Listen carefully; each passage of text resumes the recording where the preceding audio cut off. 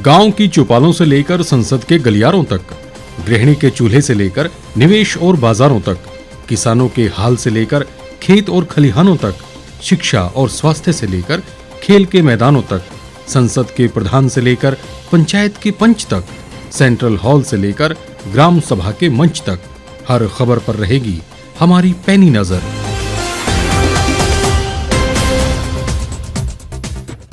नमस्कार दर्शकों, स्वागत है आपका द रीव टाइम्स न्यूज चैनल में।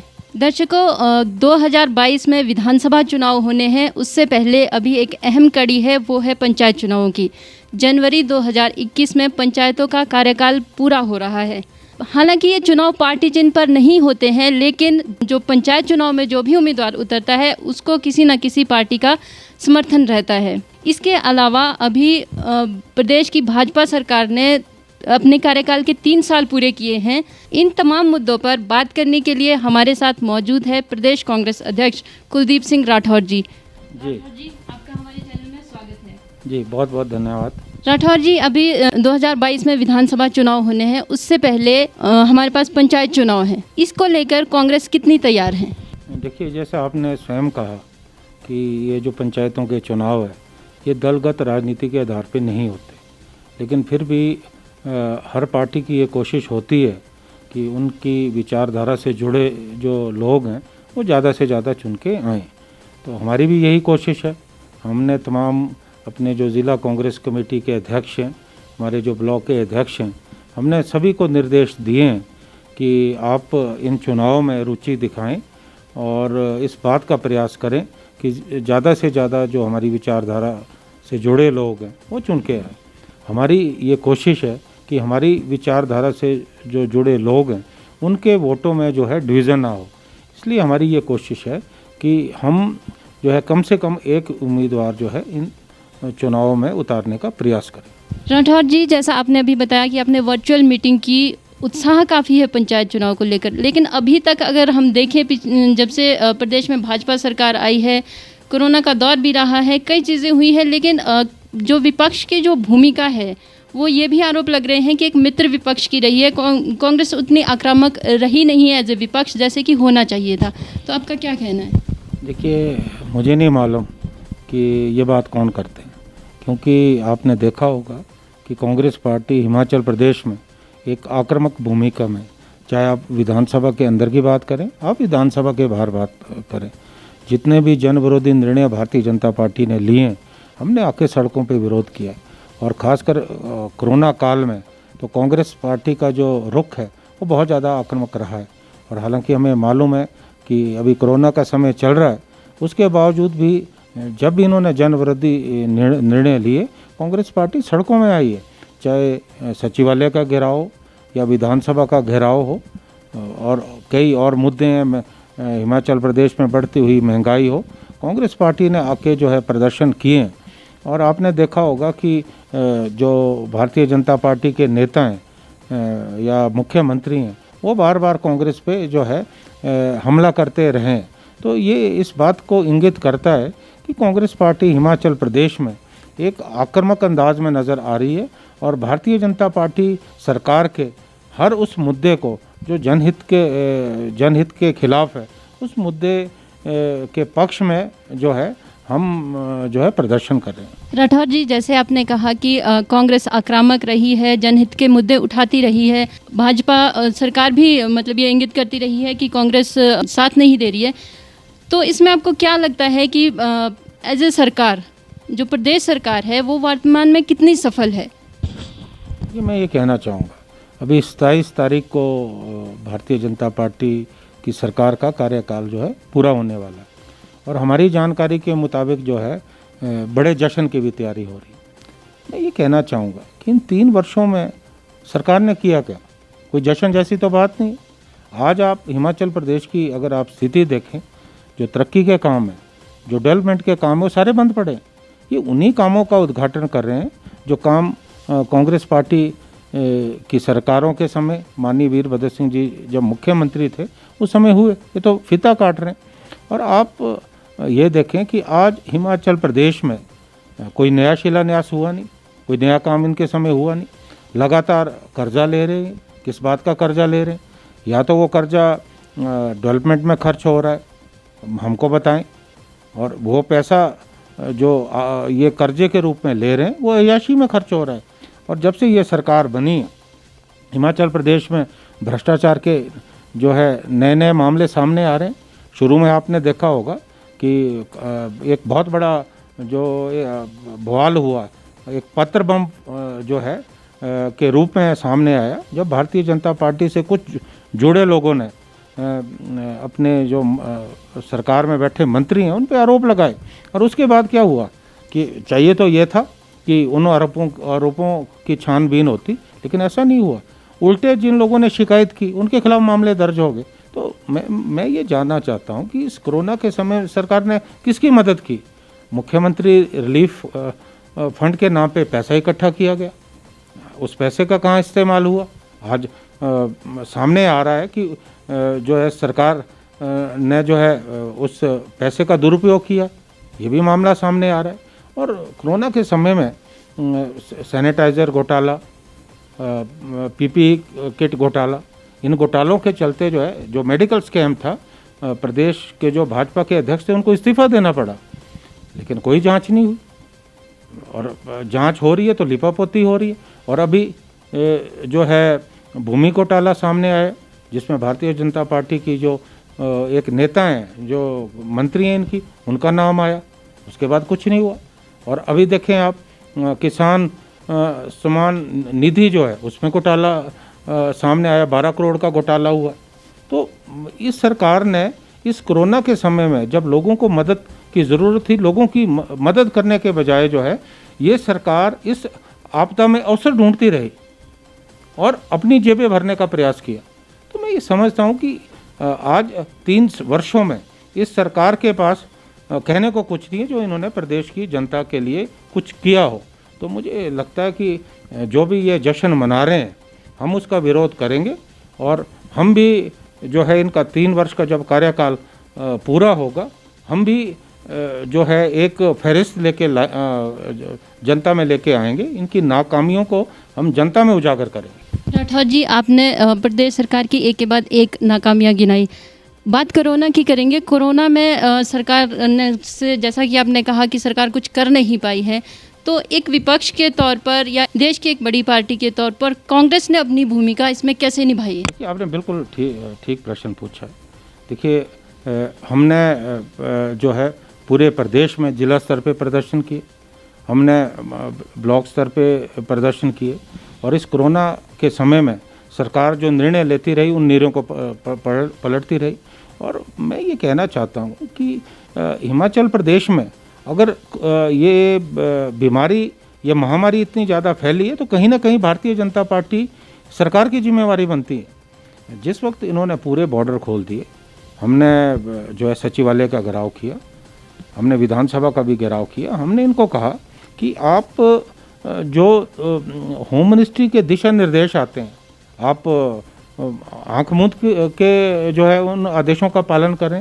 हिमाचल की परिस्थितियाँ अलग हैं, ये पर्यटक राज्य है, बाहर से भारी संख्या में पर्यटक आते हैं। हमने कहा कि आपने बाहर से लोगों को आने की इजाज़त दी, हम विरोध नहीं करते, लेकिन आप प्रोटोकॉल फॉलो कीजिए। आप हमारे जो प्रवेश द्वार है वहाँ जो है पूरी टेस्टिंग की सुविधा होनी चाहिए, एक प्रोटोकॉल फॉलो होना चाहिए, लेकिन नहीं हुआ। आज नतीजा क्या निकला? हमने कहा था कि एक समय आएगा कि पूरे हमारे जो ग्रामीण अंचल है, हमारे ग्रामीण क्षेत्र है, वहाँ तक कोरोना पहुँच जाएगा, और हुआ। आप देख रहे हैं आज गांव के गांव संक्रमित हो रहे हैं। तो ये इस सरकार की नाकामी है। इनकी जो मेडिकल सिस्टम है, it is a total failure. आप अगर गलत काम करेंगे, जनहित के खिलाफ काम करेंगे, कांग्रेस पार्टी जो है आपका जोरदार विरोध करेगी। राठौर जी, अभी पूर्व में आपने कहा कि भाजपा में आपसी फूट भी होती रही है, पत्र भी सामने आया था, उसमें जिन्होंने पत्र वो लिखे उनको एक तरह से सज़ा दी गई। इस तरह के आरोप कांग्रेस पार्टी पर भी लगते रहे हैं कि संगठन और पार्टी में मतभेद समय समय पर उभर कर सामने आते हैं। राजीव शुक्ला जी जब प्रभारी बने थे तो उन्होंने कहा था कि संगठन और पार्टी के बीच एक सामंजस्य बिठाया जाएगा। आपको क्या लगता है कि बतौर अध्यक्ष आप उसमें कितने सफल रहे? देखिए, मैं ये कहना चाहता हूँ कि we are a vibrant party. इतना बड़ा संगठन है हमारा, लेकिन किसी मुद्दे पे आपस में विचार अलग हो सकते हैं, तो इसको हम मतभेद की संज्ञा नहीं देते। लेकिन जहाँ विचार भिन्न होते हैं, हम बैठ के इस मामले को जो है सुलझाने का जो है प्रयास करते हैं। और जहाँ तक आपने संगठन की बात कही, संगठन इस वक्त एकजुट है और मैंने प्रदेश अध्यक्ष बनने के बाद सभी नेताओं को एक मंच पे इकट्ठा करने का प्रयास किया। आप देखिए, आज चाहे माननीय वीरभद्र सिंह जी हों या पार्टी के वरिष्ठ नेता हो, सब का समर्थन जो है अध्यक्ष के नाते मुझे हासिल है। मुझे संगठन को आगे ले जाने के लिए अपनी कार्यशैली में सुधार करना है तो मैं करूंगा। लेकिन एक बात मैं स्पष्ट कहना चाहता हूँ कि किसी किस्म की अनुशासनहीनता बर्दाश्त नहीं होगी। कोई अपने एजेंडे को लेकर नहीं चलेगा। एजेंडा कांग्रेस पार्टी का चलेगा, राहुल गांधी का चलेगा, श्रीमती सोनिया गांधी का चलेगा। किसी व्यक्तिगत एजेंडे के लिए कांग्रेस पार्टी में कोई जगह नहीं है।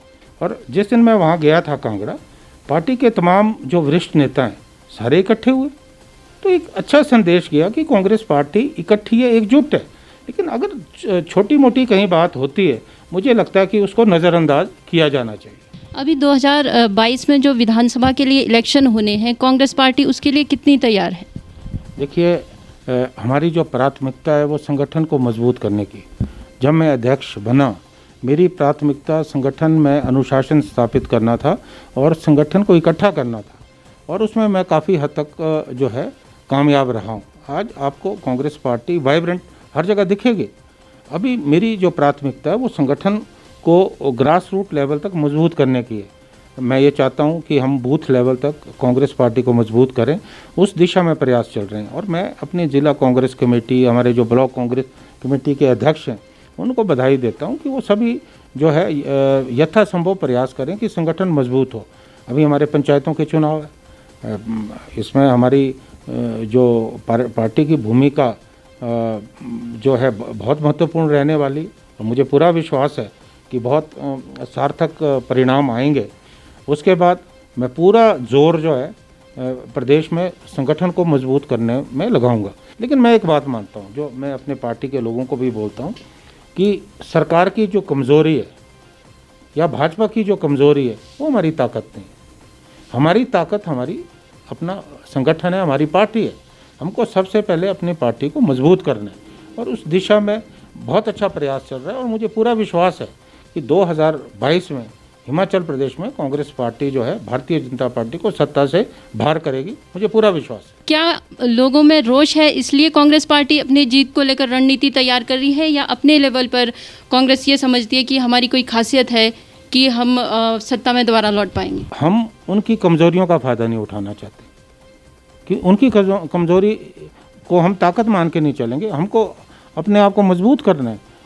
उस दिशा में जो है बहुत प्रयास हो रहा है। और कांग्रेस पार्टी का हिमाचल प्रदेश के लिए एक बहुत बड़ा योगदान रहा है। अगर मैं आपको कहूं कि हिमाचल प्रदेश जो अस्तित्व में आया है, उसमें कांग्रेस पार्टी का बड़ा योगदान रहा है। डॉक्टर वाई.एस. परमार के समय में हिमाचल प्रदेश बना, जिन्हें हिमाचल प्रदेश निर्माता कहा जाता है। श्रीमती इंदिरा गांधी जी जब प्रदेश की प्रधानमंत्री थी, उस समय हिमाचल प्रदेश को पूर्ण राज्य का दर्जा मिला। जितने भी देश के प्रधानमंत्री रहे, सब ने हिमाचल प्रदेश की दिल खोल के मदद की। ये पहली बार हुआ कि अब जो प्रधानमंत्री हैं वो अभी बताएं उन्होंने हिमाचल प्रदेश की क्या मदद की, कोई पैकेज उन्होंने हिमाचल प्रदेश के लिए दिया। अभी रोहतांग टनल का उद्घाटन करने आए, और रोहतांग टनल को बनाने में कांग्रेस पार्टी का बहुत बड़ा योगदान रहा है। और इनकी नीचता देखिए। मैं कहना चाहता हूँ कि वहाँ पे जो उद्घाटन शिलान्यास की पट्टिका थी, जिसमें श्रीमती सोनिया गांधी का नाम था, क्योंकि वो यूपीए की चेयरपर्सन थी, वो पट्टिका गायब कर दी गई। और हमने विरोध किया, सड़कों में आके विरोध किया। हम इन पंचायत चुनावों के बाद हम फिर से सड़कों में आएंगे। कहने का तात्पर्य था कि प्रधानमंत्री जी आए, फीता काट के चले गए, अकेले टनल में घूमते रहे, हिमाचल के मुख्यमंत्री को भी साथ नहीं लिया। और हमको आशा थी कि हिमाचल के लिए कुछ दे के जाएंगे, क्योंकि इस वक्त हिमाचल प्रदेश कर्जे के बोझ तले जो है दबता जा रहा है। हिमाचल प्रदेश अगर आज उपेक्षित है, वो भारतीय जनता पार्टी के शासन में। और मैं कहना चाहता हूँ कि आज भारतीय जनता पार्टी के जो राष्ट्रीय अध्यक्ष हैं वो हिमाचल के हैं। हिमाचल प्रदेश का कैबिनेट में भी स्थान है। अनुराग ठाकुर वहाँ जो है मंत्री हैं, वित्त मंत्री हैं, वित्त राज्य मंत्री हैं। क्या उन्होंने हिमाचल को मदद दिलाई है? तो मैं कहना चाहता हूँ कि हिमाचल प्रदेश भारतीय जनता पार्टी के शासनकाल में पूरी तरह से अपने आप को उपेक्षित महसूस कर रहा है। राठौर जी, रोहतांग के बाद अब सौड़ा कुड्डू प्रोजेक्ट के लिए भी पीएम नरेंद्र मोदी जी को इनवाइट करने की चर्चा है, क्या कहेंगे? प्रधानमंत्री अगर आते हैं हम उनका स्वागत करेंगे, लेकिन मैं ये कहना चाहता हूँ कि अगर वो यहाँ आए, केवल उस काम का उद्घाटन करने आए जो कांग्रेस पार्टी के शासन में हुआ हो, वो सारा तो हमारे शासन में हुआ। आज ये स्थिति हो गई है केंद्र सरकार की, कोई भी मंत्री, कोई भी जो नेता है वो दो लोगों के सामने जुबान नहीं खोल सकता, वो प्रधानमंत्री श्री नरेंद्र मोदी और गृह मंत्री श्री अमित शाह। लेकिन मैं ये कहना चाहता हूँ मुख्यमंत्री जी से मेरा निवेदन है, तो आप जो है हिमाचल की मांगों को उठाइए, विपक्ष आपके साथ है।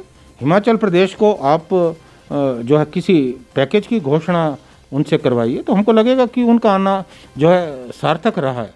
और हिमाचल प्रदेश को इस वक्त मदद की बहुत ज़्यादा ज़रूरत है, क्योंकि कोरोना के कारण आज हमारी टूरिज़्म इंडस्ट्री तहस नहस होकर रह गई। आज बेरोज़गारी हमारी चरम सीमा पे है। हमारी जो MSME है, हमारी जो लघु सूक्ष्म उद्योग हैं, वो खस्ता हालात में। हमको एक बहुत बड़े पैकेज की ज़रूरत है, और मुझे लगता है कि कम से कम 5,000 करोड़ का अगर हमको कोई पैकेज मिलता है जो पहाड़ी राज्यों को मिल रहा है, हमारे जो उत्तरी पूर्वी राज्य उनको मिलता है, तो उसी तर्ज पे हिमाचल प्रदेश को अगर वो घोषणा करके जाते हैं तो प्रधानमंत्री को हम सिर आंखों पे बिठाएंगे। लेकिन खाली यहाँ आएँ और यहाँ सिड्डू की तारीफ़ कर दें, और कहीं मंडी जाएं वहाँ सेपू बड़ी की तारीफ़ कर दें, और कहीं कांगड़ा जाएं वहाँ कांगड़ी धाम की तारीफ़ कर दें, तो ये शोषे हैं, इनको कृपा करके छोड़ें, यथार्थ में कुछ करके दिखाएं, तभी मुझे लगता है कि उनका आना यहाँ सार्थक होगा। हमसे बात करने के लिए आपका बहुत बहुत धन्यवाद जी, थैंक यू वेरी मच। तो ये थे कुलदीप राठौर जी, प्रदेश कांग्रेस अध्यक्ष, जिन्होंने भाजपा सरकार की नाकामियों पर और आने वाले विधानसभा चुनावों को लेकर, पंचायत चुनावों को लेकर कांग्रेस की रणनीतियों पर हमसे खुलकर बात की।